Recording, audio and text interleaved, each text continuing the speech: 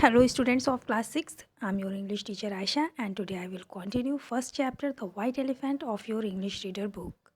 Those who missed first and second part of the chapter kindly refer previous videos, otherwise you won't be able to understand the rest part of the chapter.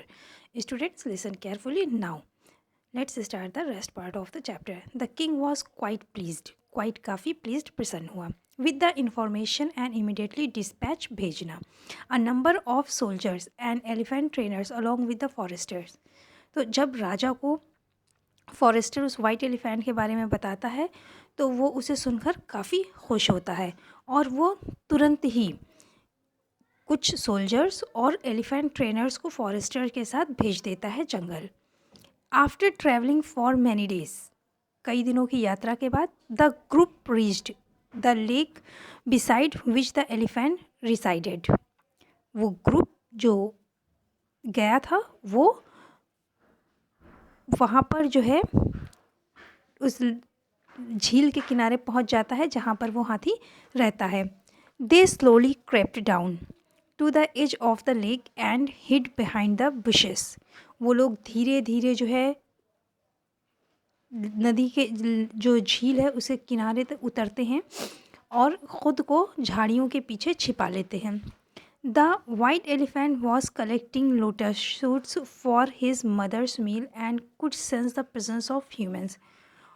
उस समय वो जो सफ़ेद हाथी होता है वो जो है लोटस जो है वो कलेक्ट कर रहा होता है अपनी माँ के भोजन के लिए और उसको जो है एहसास हो जाता है कि वहाँ पर जो है कुछ मनुष्य जो है वो मौजूद हैं.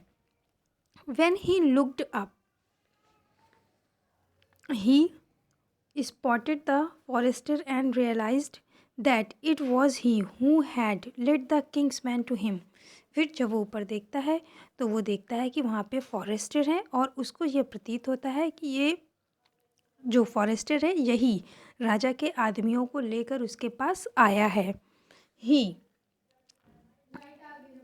वेरी अपसेट एट द इनग्रैटिट्यूड, अकृतज्ञता, इनग्रैटिट्यूड अकृतज्ञता को कहते हैं. But decided that if he put up a struggle many of the man would be killed.